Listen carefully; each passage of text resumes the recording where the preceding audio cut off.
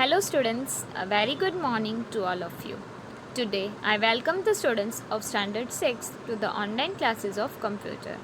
As in the previous class we were discussing about the system software. So now we will move forward to the other type of software, that is application software. And application software allows the user to perform one or more specific tasks without having any knowledge of the computer programming. It can be used for personal or the business purposes.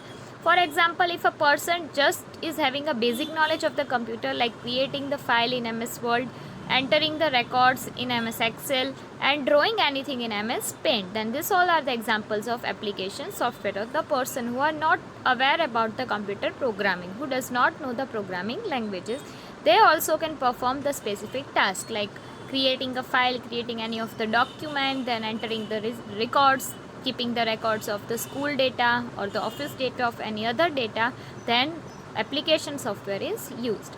Some everyday examples of the application softwares are Microsoft Word, Microsoft Excel, Microsoft Paint, Microsoft PowerPoint, and computer games.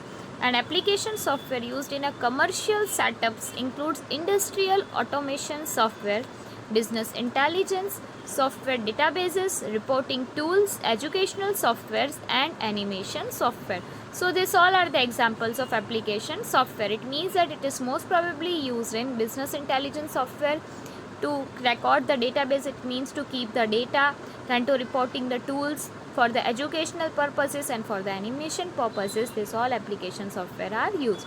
You can see this here, the application software example are given. The first one is Microsoft Word, second one is Microsoft Excel, and the third one is Microsoft PowerPoint, which is used to create the presentation by sliding.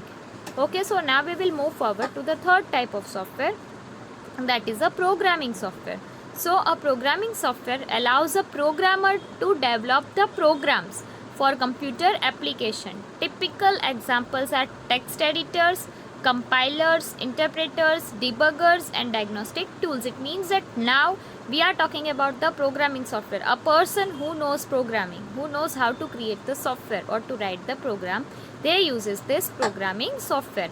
The examples of the programming software of any of the text editors, like SCIT is one type of editor, Notepad is also the type of editor, Composer is the type of editor to create the web pages.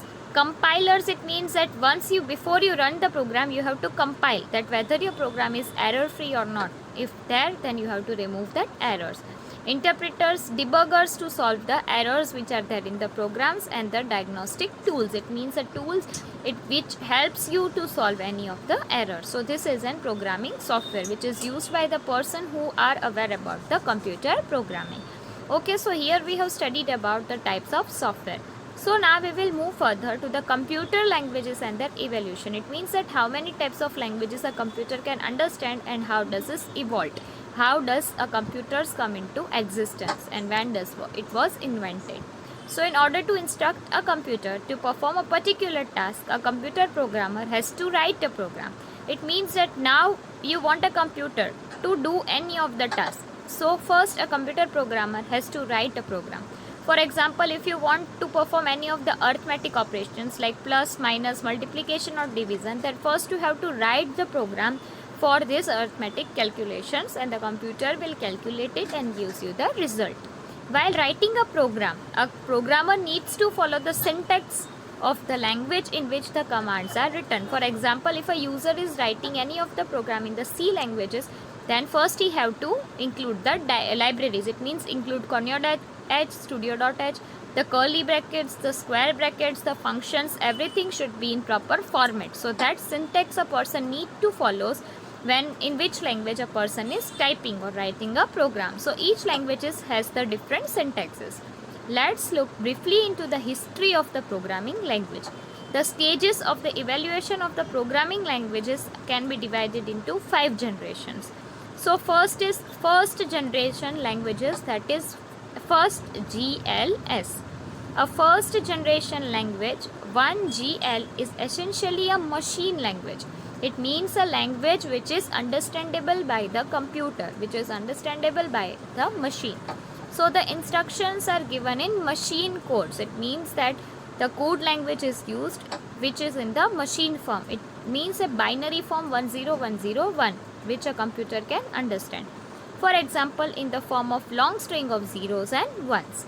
So now what were the advantages of this machine readable language or the first generation language?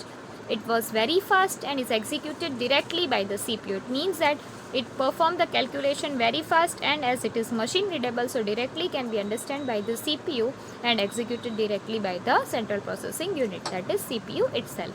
Second advantage is there is no need for translation. It means that already the data is in machine readable form, so a computer can read it directly, so no need of any translation.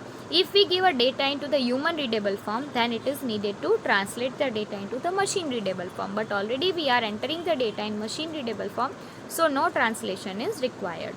Now there are also some limitations or disadvantages of the first generation language. So let us see that also. First is the simplest of instructions need lengthy coding and programming. It means that even the simple instructions, more programming is needed or the more coding is needed. Second is the programming is tedious and error prone. It means that as it in the machine readable form, so the human is not understand it. It means that it is difficult for the person to understand the machine language. So it is possible that many errors occur. So it is error prone and it is very tedious. It means a person feels bored by writing it in the machine readable form. Third is each processor has its own machine code. It means that if you are using any of the processor, your laptop or your PC is using, every processor have the different machine code. For example, Intel Core processor uses the different machine language, other processor uses the other machine language. It means that the machine code also differs as per the processor that a PC or a computer use. Fourth is programs written for one machine do not work on a different or newer model. It means that once you have written a program in one machine language, so it is different in a newer model. It means that you have written a program in the old model of a computer. Now a new model is invented. So it is difficult that a same code or the same machine language is used for the other model. It means that the language or the thing differs for another model. Now we will move forward to the second generation languages, that is 2GLS. Second generation language, that is 2GL, usually refers to the assembly language. The assembly language is an improvement over 1GL. It means that the first generation language we are using machine language. Now the second generation language uses an assembly language. So it is an improvement of the first generation language. It means that it is an improvement of the machine language.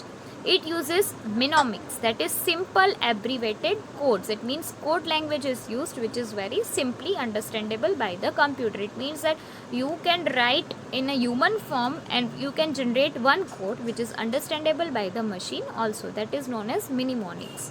To represent operators, memory locations of the data, extract. It means that if you want to write any of the function or any of the method in the program, then you use a code language which is understandable by both the humans and the computer. So now what are the advantages of the second generation computer? So the first advantage is it is easier to read and write than first GLS. It means that a person or the computer both can easily read and write this language. Second is it is easy to identify errors and rectify them in 2GLS. As we can see that in first GLS it is error prone and a person cannot understand what the error occurred because it is in the machine readable form. Here a person can easily find the errors and then rectify them. It means that it can correct it. Third is it can be easily modified. So once if you have created the whole program, now you want to edit it, it is possible to modify the program once created. Now what are the disadvantages of the second generation language?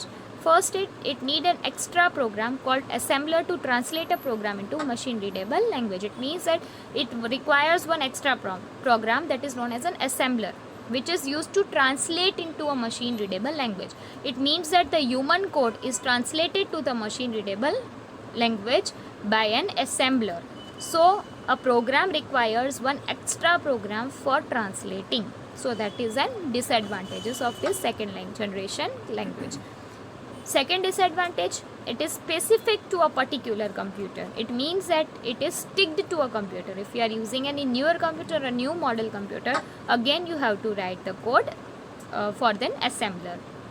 And third is Assembly language programs cannot be reused on different models of computers. The same limitation of the first generation computer, like it cannot be used or it cannot be directly edited in the second generation computers.